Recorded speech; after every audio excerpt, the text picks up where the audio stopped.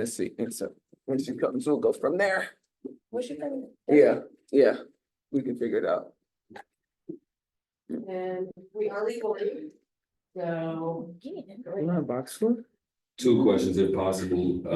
Asia, that fourth quarter, Meg hit a 3 for you guys to take the first lead of the game. Yeah. Tiff hit a 3 to tie the game at 77. Heading into this break, how important is it for this group to kind of have an energy boost like that, to have others other than the core four to kind of lead that charge down the stretch? I mean, our bench has always been picking up a lot of slack that we as the starting five has been putting out there. So it's always been there, but I think more so of just like the energy shift. I think we kind of needed this to kind of wake us up a little bit, to kind of tell us that, no, we have a lot more work to do, because sometimes when you're winning games and you're streaking out a little bit, things get lost in the sauce.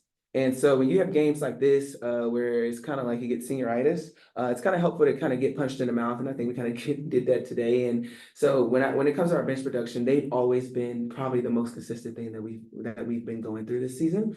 So we appreciate them and we lean on them a lot. So all the threes, the things that they do doesn't come by a surprise at us, because that's who they are. So I guess it is an energy shift, and it'll continue to be, because that's what they're going to be. But it's on us as well to not put them in that predicament. We have to do a lot better job of being just locked in on both sides of the basketball. But I am truly grateful for, I don't even want to call y'all bench players, because y'all aren't just the pros that we have that come in and get the job done and do their job the right way every time. And Tiff, 18 turnovers in that first half. Even when you guys made 18, like 1-8 or 18? No, 18 turnovers, team turnovers. Oh, team. bet. I thought you said 18. I was like, no wonder that we got our ass kicked. Okay. No, 18 turnovers in that first half. Even when you guys made that 16-0 run in that second quarter, did it feel like you guys were playing a little faster than you guys typically want to? I don't think so. I just think we were trying to make hero plays, and we didn't do the simple things right. You can't try to do those hero plays, and as they pile on to each other, that's where all the turnovers come. We just needed to do the simple things, stay down on defense, get defensive stops, and then let the offense come to us, and that's where those turnovers came. So, like I said, just keep it simple. Asia, last time you matched up against this team in Chicago, you had 3 players yourself, along with Jackie, as well as 3 players over 20 points in that game. Can you pinpoint defensively what they were doing tonight that maybe was effective, especially against Kelsey, when it came to the offensive output for your team? Honestly, I don't know. That's probably a Kelsey question. But I think, just coming from what I see, it didn't really have much to do with their defense. I think it just had a lot to do with our defense. Everyone in this room, we say it all the time. We play out of our defense. So when we look shitty on the defensive end, we're going to look like pure garbage on the offensive end, because that's just how the game pays us back. But I don't think anything defensively. I feel like KP was getting to her spots and the amount of shots that she would knock down, and I will bank on her knocking them down every single time. But it's just, I think, when you're constantly taking the ball out of the hoop, and it's just a mental thing. Like it's hard on that when you want to get a stop and you can't get the stop, or it's a bad bounce. Like the defensive side is somewhere that we really need to lock into, because that's where we can fuel our offense and the system that we play. So I don't think it was any scheme that Chicago was doing that was like, oh my gosh. I think it was just more so on us. Like it was just self-inflicted. Tiff, despite the loss, great game for you tonight. What was working for you? I'm sorry, you said that fast. What was that? Sorry, despite the loss, great game for you tonight. What was working for you? Whatever they were giving me, that's been my role all season, and that's the role that I've been taking on, and just finding the seams, the open seams that left me wide open. I knocked them down. Finding the seams, driving and kicking, that was working. We just got to do a lot more of that to make sure that we don't get down in the hole. And like she said, it starts on defense. But for me, I thrive off my defense, so that's what kind of got me going today. Over here, question for each of you, that's okay. Came up limping towards the end of the fourth there, just in general, how are you feeling right now? I'm feeling great. How are you feeling? I'm doing You all gotta right. go back on the beach. Oh no, you gotta go up here. See you there, girl. And for Asia, last year the Aces were the best first quarter team in the league. This year down to 7th right now. That's not. I thought we were gonna be cool. You thought? From your point of view, what do you see is happening in these first quarters leading to these slow starts? I mean, teams are just coming out. They want to punch us in the mouth. I mean, I would want to do the same if I'm going against the defending champs, and I think we are 2 times. Excuse me. Yeah, how would I cut ourselves short like that? But no, they're just coming out. I mean, they're they're coming out with the first punch, and so we have to understand that that's coming. I think sometimes we get caught off guard, and sometimes lackadaisical in some sense that we're like, oh, we're always gonna be in the game because of the talent that we have. But that's not necessarily the point or the case, because this league is really, really good, obviously. So I think we just really gotta understand how to take that first punch and punch back, and not let us get, I mean, 21 is ridiculous. I can't remember the last time, like, that's awful, but it's on us. There's a lot of self-infliction that we have to overcome, but I think the biggest thing is just we aren't ready for people's first punch, and we'll figure it out. Give us a couple of weeks. We'll figure Because it out. on our way down, we've got time for two more counting yet. For you, Asia, when Kate Martin went down Yeah. and the team kind of surrounded her, it just seemed instinctive. You put a towel under her head. Can you just kind of talk about that reaction in the moment and what goes into how you handled that situation? Yeah, I mean, I'm gonna take care of my rookie, no matter what. It could be a knee scrub, it could be anything. Like, we're gonna take care of her no matter what, because she's one of us. She's our sister.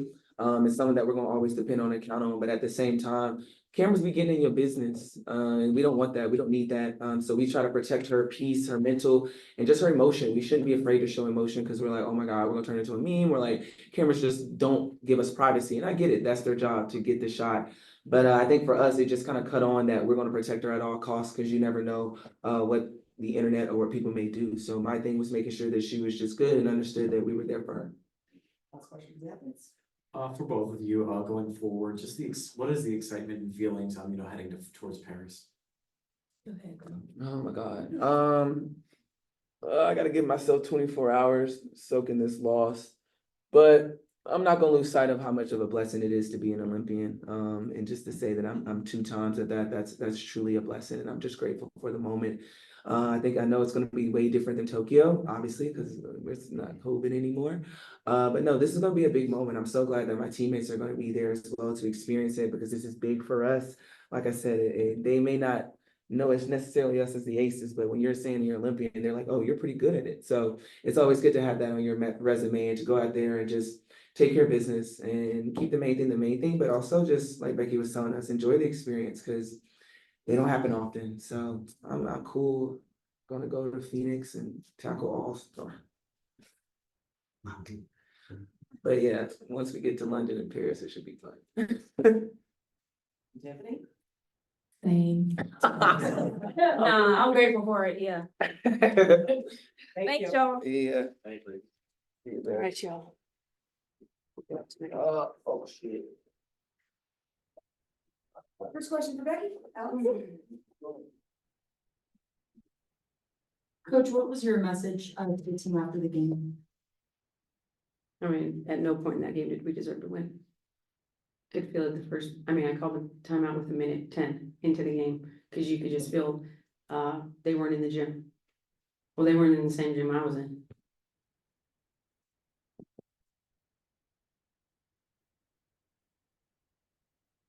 Becky, 8-5 at home this season, 6 total home losses over the last 2 years.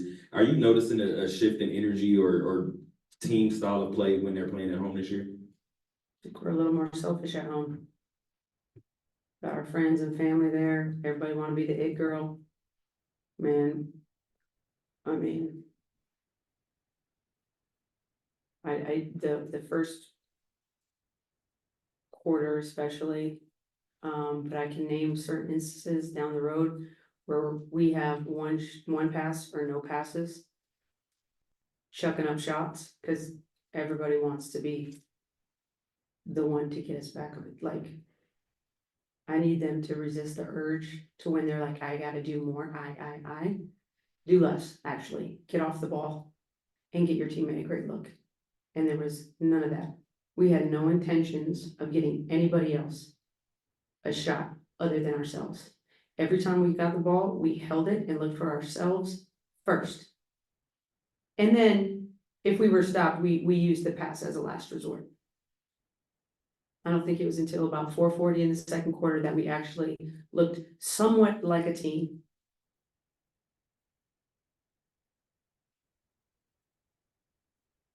We got a brief update on Kate Martin. They just said lower right leg. We know that she couldn't come back to the game. Is there anything else you can say about her status and just kind of your message to her? No, you just told me more than I knew. I haven't talked to the medical staff. I know she's freaking tough. So I don't know how bad it is. But she's a tough cookie. For her to not come back, I'm hoping for the best. Over here, coach, you mentioned the early time out in the first quarter there. As for you with a veteran group like this, you've won with this team, how do you kind of balance those quick timeouts to say, hey, wake up, versus letting them work it out and trusting them to figure it out? Well, with the first quarter specifically, it's kind of becoming a thing for us to just be behind. Spot a team 15, tonight 21. Like those are hard holes to dig out of. And the lack of care, the lack of professionalism, the lack of want to. And you all say you want to. You're looking at me and you're saying, yeah, we want to, but you're not doing the little things that show me you want to. You know, you fumble all the little things, you're sure to fumble the big things. And, but we've had a trend in the first quarter. And that trend is getting our asses handed to us and then having to dig out. Jump to Zoom, Matthew, and then Jordan. Hey, Becky, I was wondering, going into this break, what are you what are you trying to do and look at to help to not only improve that first quarter, but just improve the start of games and improve the mentality? Is that something you can try to do differently, or is it just they have to come in with a different mindset? Our mindset has been missing most of the year, if I'm being honest, from training camp. That being said, no, we started to hit our stride a little bit. Strung some games together that we could feel good about. We still feel like we've had a lot, even if we have won this game, we still feel there's a lot of things that we can get better at. Defensively especially. So, you know, unfortunately, it's gonna be a long break for us. It's not the way you want us to start out, but I cannot tell you, and this doesn't matter if it's NBA, these last games before a break, how many times a good team loses? Like, I just seen it on too many levels, too many times. And we fell prey to, checking out too early. We didn't come in with the appropriate mindset at all. Jordan.